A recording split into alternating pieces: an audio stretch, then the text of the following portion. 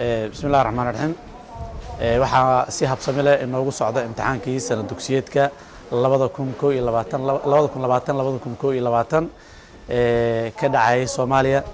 dhammaan ardayda mu'assasada waxbarashada iyo horumarinta iftiin labada gobol Mudug iyo Galguduud wax ku barata waxaa maalinka afraad u maraya maxaa la yiraahdaa imtixaankii naqliga ahaa ee lagu xirayay sanad dugsiyeedka insha Allah waxaan rajaynaynaa guul iyo baraaro inuu noogu dhamaado sidoo kale waxaan gelaynaa imtixaankii shahaadiga ahaa kaasoo ardayda form 4 ay u fadhiisanayaan 29ka bisha May waxaa xigi doono oo shanta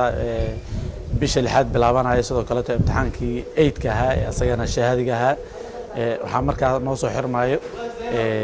sanad dugsiyeedkii 2020 insha Allah sanadkan waxaan rajaynaynaa in imtixaankaas uu ugu dhamaado si guul ah.